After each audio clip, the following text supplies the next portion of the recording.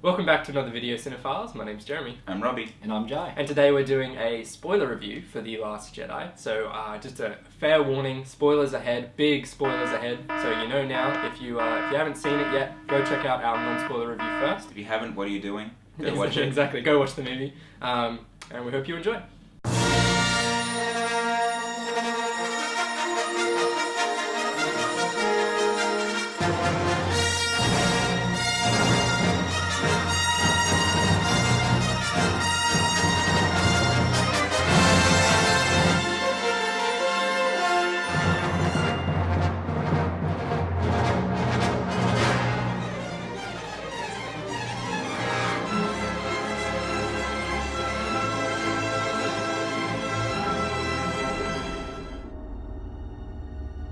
When I found you, I saw raw, untamed power. And beyond that, something truly special.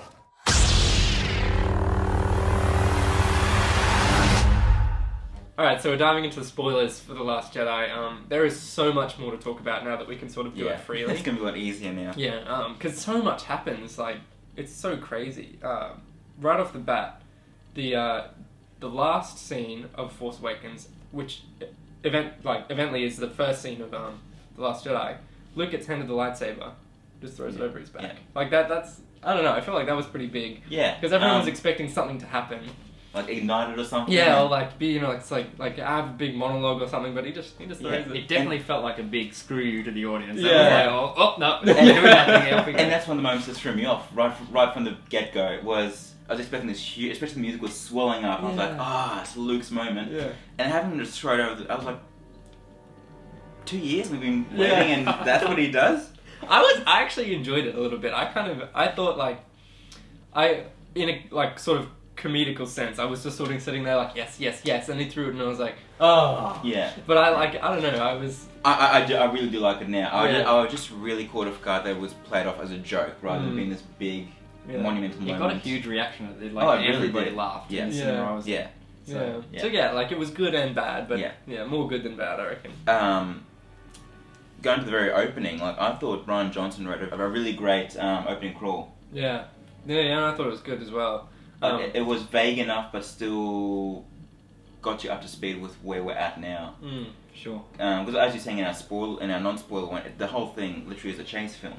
Yeah. And it literally is the Empire, the First Order, trying to snuff out the last few Resistance. members of the Resistance, and the entire thing is literally just them just trying to stay one step ahead the entire time. And I think that's one of the things that threw me off the first time I watched the film, me too. because that feels, if that was The Force Awakens, that felt like it would have been one act of the film, the way that film jumps around so much. Yeah. This was all three, bar from the very end on Crate.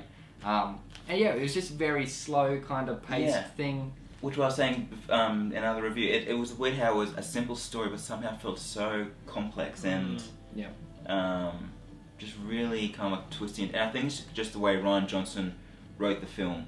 He kept setting up things to get you expecting a certain result, and every single time he just went against audience expectations.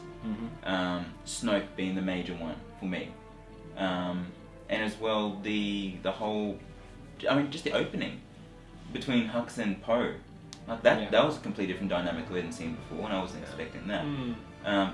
You said you didn't like that comedy bit at the beginning. No, I liked it. Yeah, it was you me. didn't like it. That threw me off right off the bat. I don't like that they made Hux a bit of a comedic relief in this film. I think that he should have stayed a bit menacing, especially as I think the dynamic between him and Kylo in Episode 9 is going to be a bit like there's going to be animosity there, and they really make him out to be like the fool in this film. Seeing him get shoved to the side by Kylo Ren, that's funny, but I wish he was more of a serious kind of grounded character. I see what you mean, but at the same time, he's so on the verge of being very cliche and very corny. Definitely. I felt like that was really the only way to do it, was to play him off as a joke at times. That's a good point. Because he is pretty much the embodiment of so many of the original Empire bad guys, where they're just very two-dimensional. They're there just to be the sniveling, kind of like uptight British sort of bad guy. There's like 50 of them. They all have different names. Yeah, which we learned. Yeah. And yeah, I don't know how they could have played him off seriously when you have Kylo Ren there as well, who is such a well-written character. It just would have been too jarring, I think.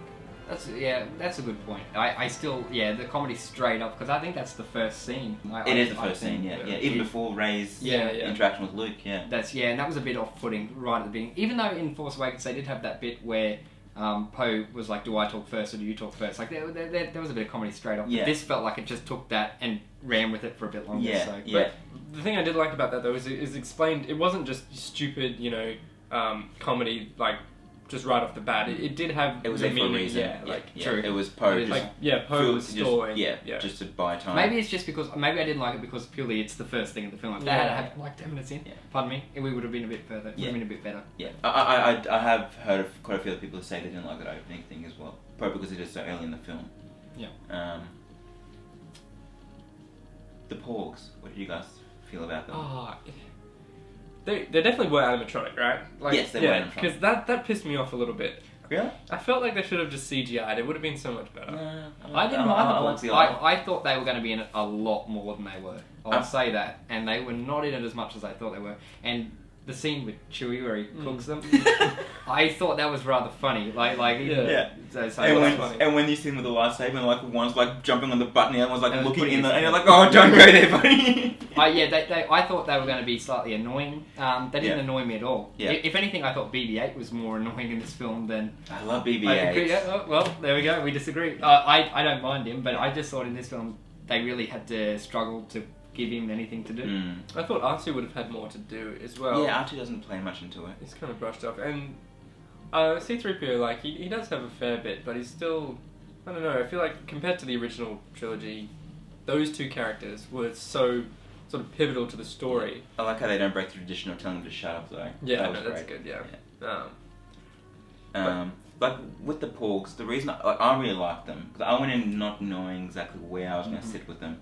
I liked them because they didn't turn into the Ewoks.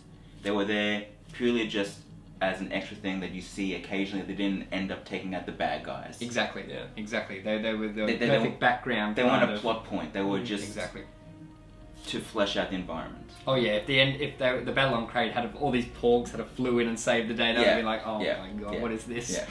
But that does not happen. No, thank God. They're okay. They I kind of wish they weren't. They were CGI though, and something their like sort of scream thing that they do was kind of getting on my nerves a little bit, because every sort of shot you get the cutaway of the island, you just hear one, and then you see them flying around, and it's like, whoa, like this island is literally infested with porgs. Like there's hundreds of them.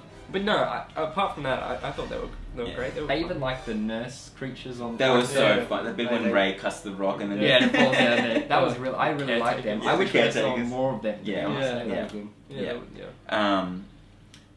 So while we're with that whole island, Luke, his story goes down a path I didn't expect at all. And actually going in, Mark Hamill even said that he disagreed completely with Rian Johnson's script, and that was only afterwards he came to terms like, no, you probably did take the right path. But even it took Mark Hamill a long time to get used to this new direction. Well, so Luke Skywalker has cut himself off from the Force because he upset that that he kind of failed Kylo Ren in training and Ben Solo, and he turned into Kylo Ren and destroyed his training temple. So that's pretty much the reason why he's sort of distanced himself from the Force. He's almost as if he's no longer a Jedi. He's kind of just almost like a hermit living on this island. And it's not just a Kylo Ren thing. Like he actually presents a pretty valid argument that the Jedi do screw things up a lot. Like they create Darth Vader. They, at the height of their power, they let the Emperor take over and wipe out everyone. If there's one thing about The Last Jedi and Luke in it is Luke's characterization, I don't think I agree with. I think if Luke Skywalker had of failed Leia and Han's son, I don't think he would have just hid himself away and not tried. That's a bit odd to me. I don't think Luke would have done that. I'm still not fully on board with the way they went. I think maybe just because Mark Hamill is so convincing in this that Yeah.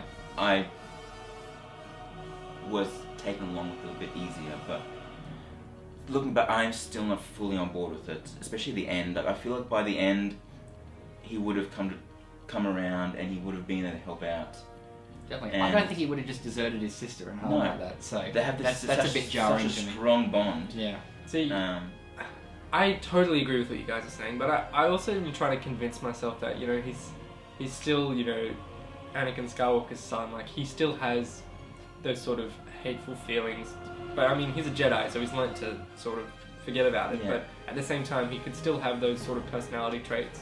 But at the same time, like in the original trilogy, even when Vader's trying to seduce him, he always remains the most optimistic character. Yeah. So I just feel weird. His optimism borders on annoying in Yeah. New Hope. So, and then so- here is like complete opposite. He's like Yeah. the most pessimist character in the universe almost. Mhm. Well, he does come around, like, a fair bit. A bit, but he's still not as much as I thought he would have. Off of that, Luke's big scene on Crate at the end. Are you guys happy with that we get projection Luke? Or? There are a few times I think the Force is used a little bit loosely in the whole film. Mhm. There's that Leia Superman moment I did not like at all. Yeah, we'll get into that in a bit. But yeah, I don't know. I think my problem with it Has is it ever that been established that you can do that? well, my problem is that I want to see Jedi Master Luke Skywalker. I still think we haven't seen that, And in we're the film, never gonna and see we're it never now. going to see it now. But my problem with it is, I would not have had him as a projection on Crate. I think the film would have solved a lot of problems if he had actually been there. I think, or if he is going to be the projection, don't kill him at the end. No. Yeah. Because when you're going up against Kylo Ren, I was like, crap, here we go. They're going to kill Luke. And I love how he brushed off all the lasers for and starters. That's after that scene. I was like, okay, I'm feeling a bit more optimistic. I think he can handle it. If he can dodge that, Yeah. he wasn't even there. But at the time, I thought he was there. I was like, if he can dodge that, cool. He can definitely handle himself against Kylo Ren. Also, you thought he was there. I thought he was straight there. away. I thought he wasn't there because his beard was brown. Yes, no, And I then thought that too. the other clue that gave it away was that Kylo, when he moved in the sand, was Luke was not making a print. I think I was just so excited just I to knew see that as him, well, yeah. just to see him ignite the, and plus the lightsaber's broken.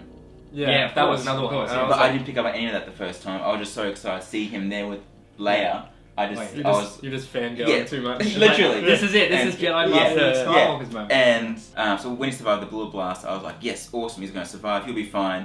And then when it turns out that he's the projection, I was like, okay, that's cool, they're doing that on purpose, so he does survive that battle, he'll be in episode 9, and then 2 seconds later he just disappears. I'm like, Yeah, I saw the sunset and like the face Oh, on the layers, second and I was before- like, no, yeah. no, and then all of a sudden he just yeah, disappears. as soon as the Force team came in with the twin sunset, I was like, Shit, here we go. Yeah. I mean, I assume he'll be back as a ghost, a Force ghost. I mean, he Yeah, has so to, surely. But he says to Kylo in a scene, he'll always be with him. Yeah. So almost as if it's Ben Kenobi talking to Luke in A New Hope. And I did love his final line was like, see you around, kid. That was almost like a Han Solo line. yeah. Just like Han, like, you know, brushing off on Luke almost. Definitely. So cool. And I thought that was a really touching scene. I mean, I'm sure they would have written it before Carrie Fisher passed away. But that scene between Luke and Leia, when he like kissed on the forehead and everything. And the he's little like, wink to see through. Yeah, and he's like, no one's ever truly gone. Like, that really got to me. Yeah.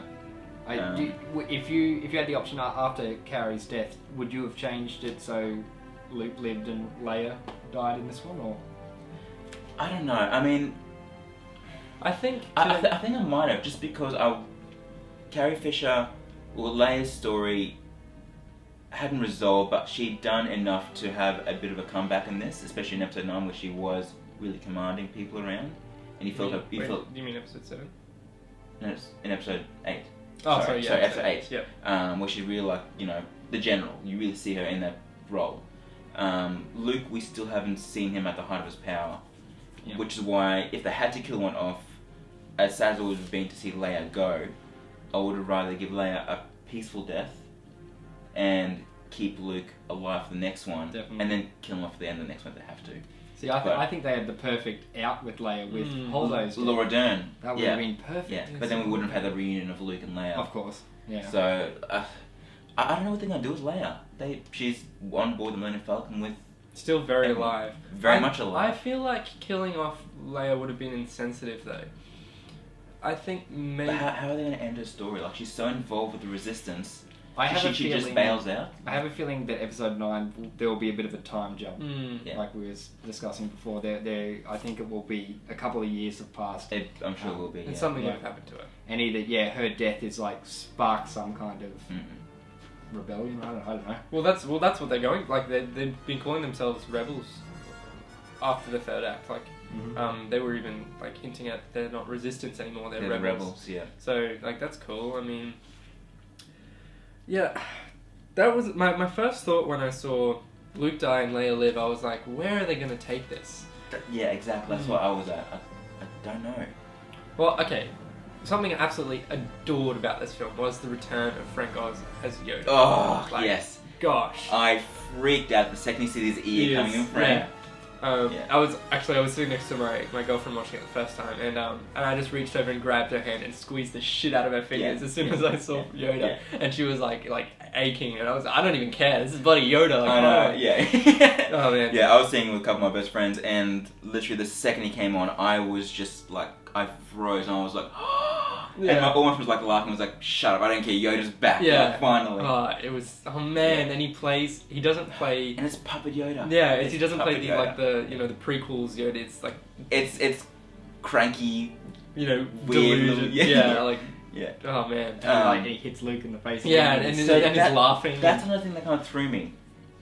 Had the Force Ghost ever had the ability to physically interact with the physical world? Well, that's something that hadn't been shed. No light had been shed on that in the original trilogy at all. Yeah. Because the only presence we have from the Force Ghost is Obi-Wan. And yeah, exactly. And Yoda comes in for like a tiny little cameo at the end. Yeah, but, yeah. But he doesn't have a need to interact with the physical world. That's true.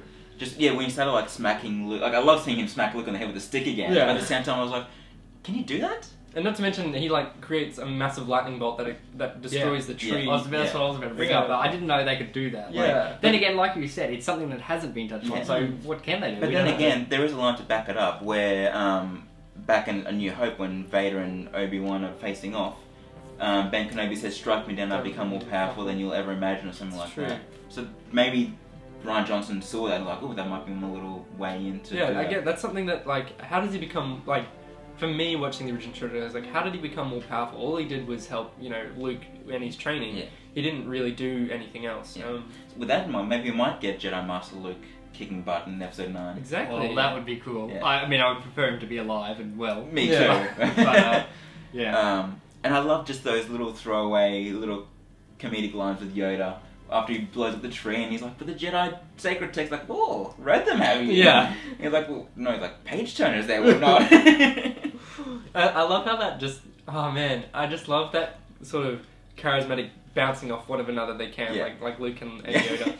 And as if like Yoda's read them and he knows they're not page turners, and I don't know, I just... And just Yoda's little jumping and laughing after he blows up the tree. Yeah. Guys, did you notice that when they go back onto the... Rey's taken the books. The books are in the Millennium Falcon. Yeah, because I didn't notice that the first time. I saw them, but I didn't register, and I was like, oh, hang on, those look familiar. Yeah. And I saw it, and I was like, oh my god, yeah, she's taken the books out, which is why Yoda didn't care about blowing up the tree. Yeah. It's almost as if he blew it up to stop Luke from seeing the Yeah, Rey they taken were him in a way, maybe. Yeah. So I wonder what that'll lead to. I mean, I guess, Rey might start her own teachings. Maybe, yeah. But I loved how Yoda wasn't just a cameo, he was integral to the plot. Yeah, he's a significant character. Yeah. And which is a thing that kind of still bugs me with the Luke Skywalker thing, where I feel he would have done more, is after Yoda says, lost Ben Solo we must not lose Rey. And I was like, come on, Luke, do something. Yeah. Get off your island and just go stand next to Rey. Yeah, exactly. Yeah. But he doesn't. Well, he does in a sense. Maybe... In a way, but... Yeah. I mean, Luke's death, I think... He obviously saw it coming, so maybe that's the reason he couldn't leave the island, because, I mean, for starters, he wouldn't want to die in front of everyone. No. Maybe he wanted to have sort of more of a peaceful... Yeah. But I mean, Leia and Rey knew that he was dead because of that connection with the Force, And that's another question I had, was Luke dying, did he know he was going to die? Or was the energy spent doing the... projection thing. Did that kill him? In a way, I almost saw it as if, you know how he says to Ben, he says, strike me down in anger, I'll always be with you.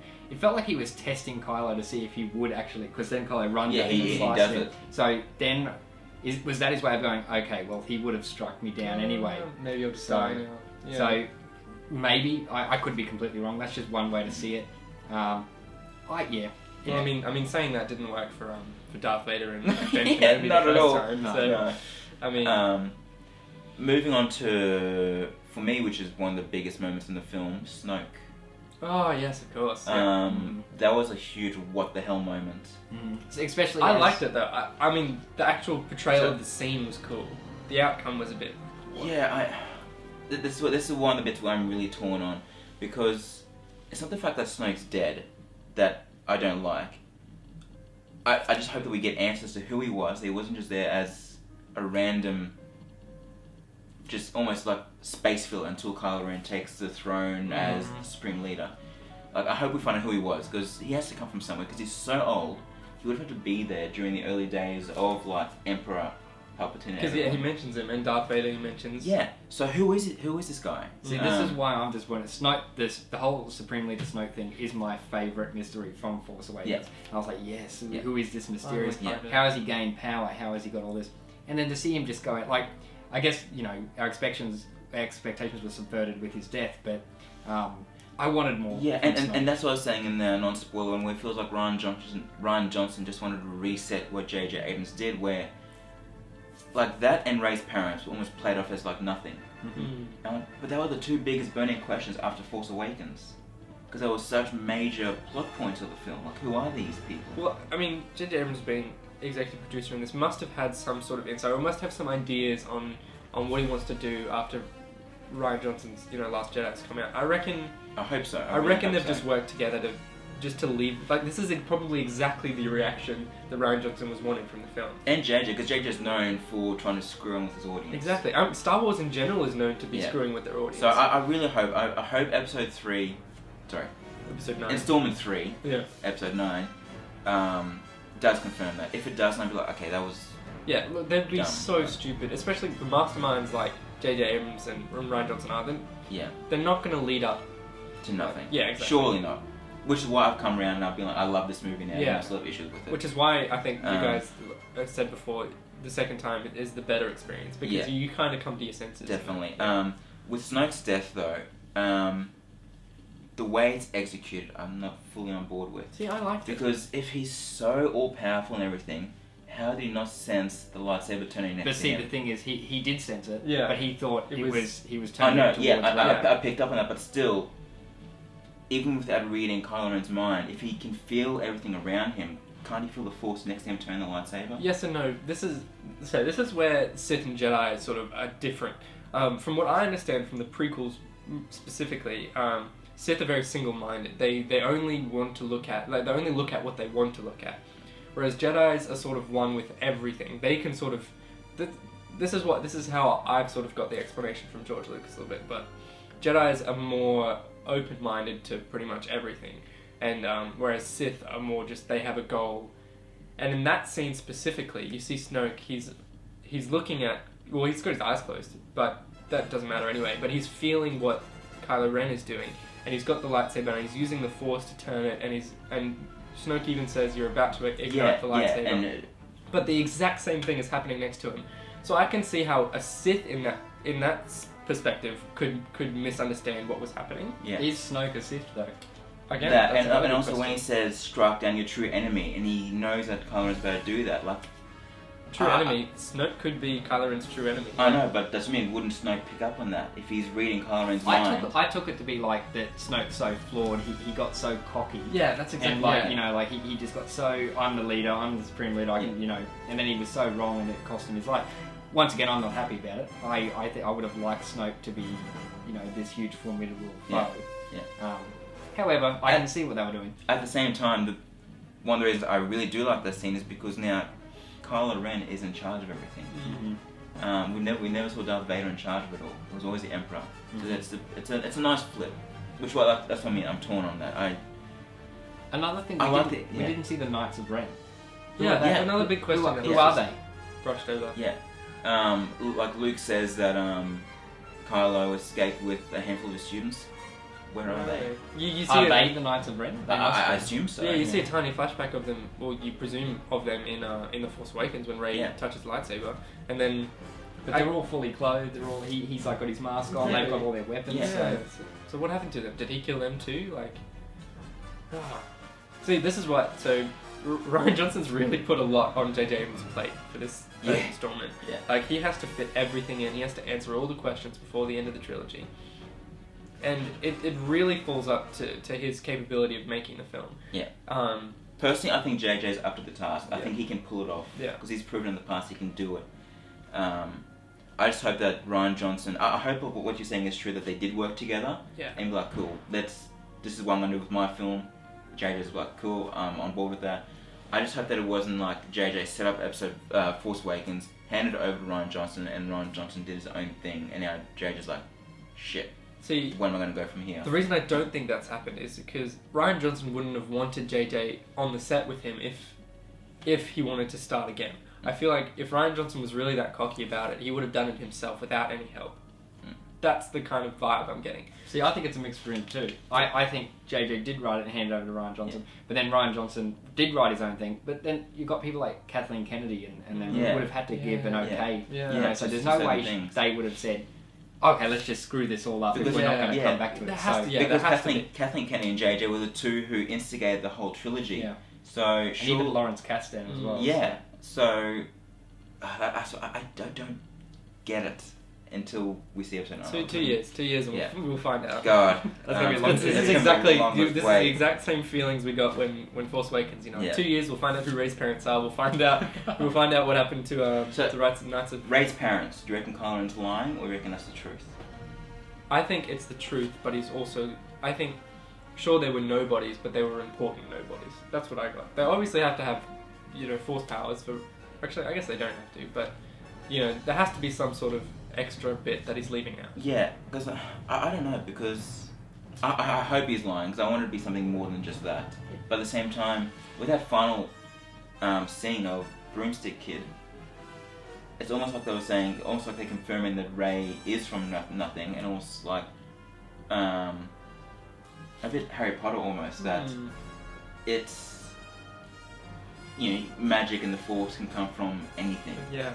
While we're on that end scene with the kid and the broom, I didn't like that bit. Neither did I. Did you? I get what it was showing us. I get what it was telling us. But it felt really tacked on. It felt like a last minute reshoot that they just shoved on the end. I didn't enjoy that at all. The scene when Leia says we have everything we need, and then it just has the Millennium Falcon speeding off. Cut to black. That was it. That's what I thought. Yeah. What about Poe Dameron and... Yes, Poe. Yeah. Poe and his whole story. That line where he says, it's in the trailer where he's like, we are the spark that'll light the fire that'll burn the First Order down. You only realise that line is actually an adaptation of... Laura Dern's... Yes. And I was like, that is so cool. I mean, not to mention, let's go off Laura Dern's, sort of exit scene where she blasts through Snoke's ship. That's phenomenal. So I've seen the movie 3 times. Each time, the audience had reacted in the most amazing way. Yeah. The first time I saw it, everyone just went silent, and you could hear these kind of almost silent gasps from the audience. There's this little girl sitting 3 rows in front of us. She was 10 years the most. She was like, "Shit!" Did you say it like that, like Robin Williams? Shit! Oh man, no! It's such a brilliant scene. It's done so well. Oh man. Sorry guys. No, I absolutely loved it. And that you realize that a lot of the bad, it's really dark. A lot of people die, and a lot of the bad things that happen are because Poe Dameron is reckless. Yes. That's what I was about to say. I love his arc. Yeah. Because in so many movies, you see the rebellious guy going up against the leader, and he's like, you know what you're doing. I'm doing it my way. I'm going to break all the rules, and then he wins. Yeah. Everything Poe does, he screws the whole thing up. And he got a lot of people killed. Yeah. I don't understand why didn't Holdo just tell him. I get that she wanted to keep it a bit That's secret. another thing that bugs me. She should have just told him. It would have saved a lot of deaths, a lot of screen time, and like, it doesn't make any sense why she wouldn't be like, look, just clear your jets. I've got it. Don't worry. We've got a plan. Even when she's being held down the bottom, she starts shooting the people. Yeah. Why wouldn't she just tell them? Even Yeah. like, don't Look, kill them. Just keep your hands Like, yeah, come just on. like, look, it's good. Like, I know what we're doing. Just chill. Yeah, like the Yeah, resistance is and- already low. Don't go killing your own guys. Yeah. Exactly. That felt like it was just trying to expand the plot, and it felt a bit forced. Yeah, Mhm. no pun intended. I liked Holdo But as a character. I loved I Holdo. think she was good. I mean, I'm a Laura Dern fan, but At she first, was I didn't great. like her. She was pissing me off. She kind of has the hair of like Dame Edna, and I was just like, I'm not. I don't That's what know. I'm gonna see from now. Yeah. on. I literally just gotta Dame imagine Dame Edna shooting Yeah. And honestly, that was my first thought. I was like, whoa, what the hell's going on here? And then, like, she started growing on me a little bit, but I was still, like, the character purposefully annoyed me. And then when she, sacrificed herself, it was, like, amazing. I was like, wow, that was such a cool way to go. Yeah. Um, Finn. Finn and Rose's storyline. mm. What did you guys think? Yeah, I said before, I enjoyed it because, although it didn't really lead to much and It didn't lead to anything. It didn't, it like, didn't they have an failed. impact. Yeah, it didn't really have an impact on the storyline or anything. I still thought it was warranted. I kind of felt like I feel almost it's like, which is all a few other reviews, and it's kind of true. It's almost like Rian Johnson didn't know what to do with Finn, and he was such a big character in Force Awakens. Like, okay, I've got to give him something to do, but I'm more focused on Rey and Kylo Ren's storyline. Definitely. I think And- Finn was actually my least favourite character in The Last Jedi. He Me too, and he was He one of did- my favourites in Force Yeah, he Awakens. did nothing. Because literally his trip to the casino fails, and then he gets captured, and he just ends up right back where he started. Nothing's changed. His whole suicide mission, nothing happens. Like Rose, not that I want Finn to die, Mhm. but when that was happening, I was like, oh my god, he's like, this is what it's all been leading up to. Like, it's the big payoff. It's Finn's hero moment, and then Rose comes in. That whole line was a bit corny. It was like, this is how we win. It's not by fighting things we hate, it's by saving Yeah. things we love. And then the kiss just felt a bit. Forced. Weird, I thought it was yeah. a bit forced. Their And then love she's plot was kissing, a and bit it's forced. just like. yeah, Yeah. that I didn't yeah, like. yeah. Yeah, no, I agree with you guys. I liked Canto Bight as a planet though. I love the liked planet. seeing it. It I felt, thought it was wasted. Yeah. The planet was wasted. It's almost like they went there just to churn up 20-30 minutes of screen time. It was so much like the hot scene. Like it was like the whole you see the walkers coming at you. I mean, it was just. No, we're talking about Canto Canto Bight. Bight. Oh, the sorry. casino. Sorry. Apologies. Yeah. Apologies. Yeah. That's Craig's. Great. Yeah. No, I agree with you there as well, and I felt like their sort of discount stormtroopers were wasted as well. Like they're guards that almost look like Yeah. rebels with the Yeah. capes. Yeah. Um, And then Benicio del Toro was really wasted. for sure. mm. And did you have to have that study? It was going to annoy me after a while. Yeah, I don't know what that was. At times it just felt like he was going blah blah blah blah blah Yeah. like that for no reason. Like it wasn't even really. The first time a he did stutter. it, I thought he was speaking a different language. Yeah. So did I. Honestly, I didn't know what was going on, but But he just felt like I don't know. He didn't do anything. He just kept flip flopping all over the place, and then he goes away. I'm like, oh. he's going to lead up to number 9 for sure. It has to be something. well, I mean, he gives away, the fact that he gives away Holdo's That's true. plan. That's So true. Yeah, he does. So Yeah, he yeah. betrays him. I don't think we'll see him again. Yeah, I don't think he'll be back think in we nine. will. I don't think we will. I think he's gone now. No, I disagree. I reckon we'll see him again. And Maz Kanata, she. I didn't like that. So I love Maz Kanata. I thought she was a great character in Force Awakens. But that whole bit when it's like the hologram of her fighting, I felt like I was watching Battlefront 2. It literally felt like I was watching a video game, like her rolling around and like giving like the little one-liner quips and everything. Yeah, I didn't And then, like that. Like she's been blasted and she stops to be like, oh yeah, like that little line about the Can he do everything? yeah, about the Master Cobra. The thing- Oh yes, the, he can. The And I'm pronoun like, game. yeah, and I'm like, definitely. oh, like, are you in a dire situation where you can? She said, I'm a bit busy right now. Like, big things are happening, but she still stops for Yeah. comedy. I didn't like that whole bit. I think, we have to see more of her in 9. Oh, for surely. sure. Yeah. We still need to find out where she got Luke's lightsaber from. Yeah. Gosh. And she even says we'll talk about that later too. Yeah. Huh. Yeah. And even in Force Awakens, she says to Rey, like, those eyes, I know those eyes. And then she's nobody. Like, What's going on? You're making me mad just talking about it. Gosh. And I was a little bit let down with how they treated the aftermath of Han Solo. I was expecting more... Chewie being upset? Yeah. Like, you see Chewie briefly when Luke says the Falcon and Chewie, like, gets sad. And then that bit really got to me because, like, Luke's like, where's Han? And then just cuts. Yeah. I'm like, oh my god, I want to see his reaction. Yeah. Because that was such a partnership and, like, a friendship in the original trilogy. Yeah. They were more than friends, like, essentially brothers. And to not see Luke's reaction to that really... Especially after he's just seemingly turned his back on him for the last however many years. See, that's another thing I think would have turned Luke. It's like, shit, Han's gone, or at least helped to turn Luke, is the knowledge that Han is dead, almost because of Luke's training. Like, okay, I need to fix this. I can't let anyone else die because of Ben Solo. Yeah. Something needs to happen. Yeah. And, God damn it, Luke. Actually, another thing that I quickly wanted to touch on was that sort of dark side cave that Rey falls into. So the whole mirror thing, from what I understand, she's trying to figure out who her parents are, and then she gets a reflection of herself. Almost as if, like, it's the cave telling her that her parents are nobodies. Like, I thought maybe in that scene you'd finally figure out, you know, like, when you see the silhouettes in the reflection, you're like, oh my god, it's her parents, it's going to be, like, someone big. I'm pretty sure I overheard someone similar like, oh, it's Han and Leia. Yeah, and then all of a sudden it fades into nothing, and it's just, you know, the mirror sort of clears and it's just her face, and you think, well, my impression of that was, well, then her parents really are nobodies, like, they're not even worth mentioning. Yeah. So I thought perhaps maybe that would have some sort of effect on her in, I don't know. One other thing we haven't touched on, which I think we should, is a connection between Rey and Kylo Ren that Snoke instigates. I really like those. I thought that was really well done. Again, something that we've seen the Force do, so I'm like, is Rian Johnson being a bit freewheeling with the powers of the Force? But I thought it worked really well, leading up to that meet-up in Snoke's throne room. The one thing that kind of confused me, and one reason why I think maybe Rey's parents aren't nobodies, is because Snoke admits that he's the one who started the whole connection between them.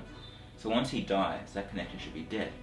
But at the very end, when Rey's on the Falcon, she has a connection again with Kylo Ren. Unless he's not dead.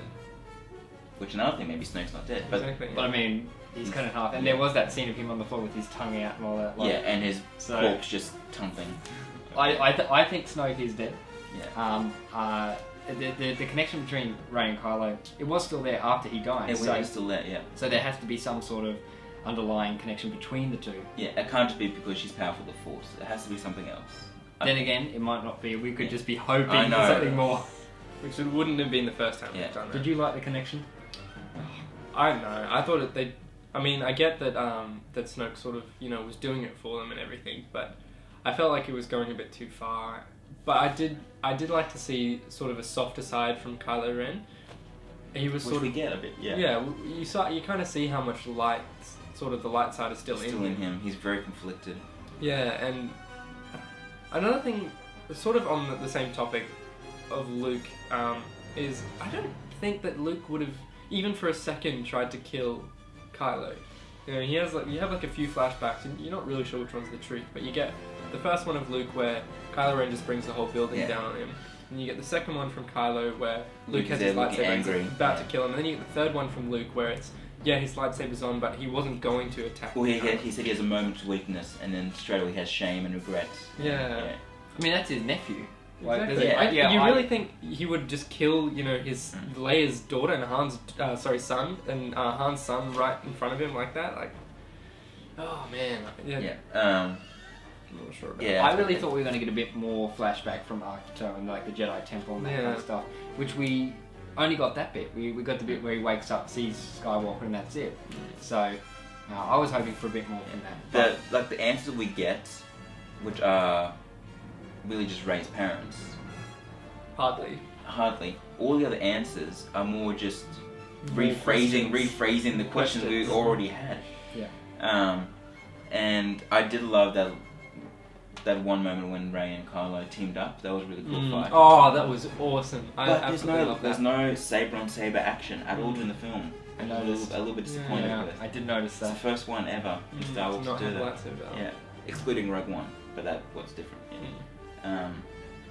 Anyway, wrapping up, I think, because Yeah. we've gone well over time. So we've pretty much just literally spewed our thoughts of the film. I mean, it's hard to keep it short with this one. There's so much to talk about. Yeah. I think out of all the Star Wars movies, this will be the most debated of all the Star Wars films. Because there's so many different sides. I can see why people still don't like it. I can see why people love it. I guess it depends what side of the fan base you fall in. Are you a traditional Star Wars fan where you have to stick with the original lore, you can't change anything, and in that case, I understand why people don't like it. But then if you're more just open-minded and just happy with the direction that Rian Johnson and maybe J.J. Abrams are going in,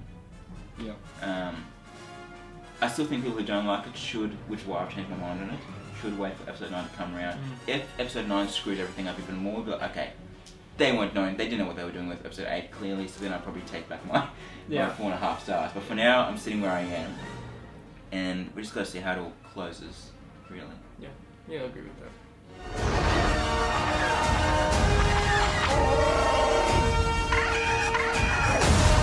We are the spark that'll light the fire that'll burn the First Order down.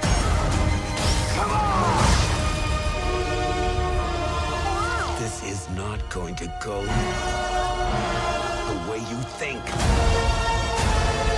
Fulfill your destiny. I need someone to show me my place in all this.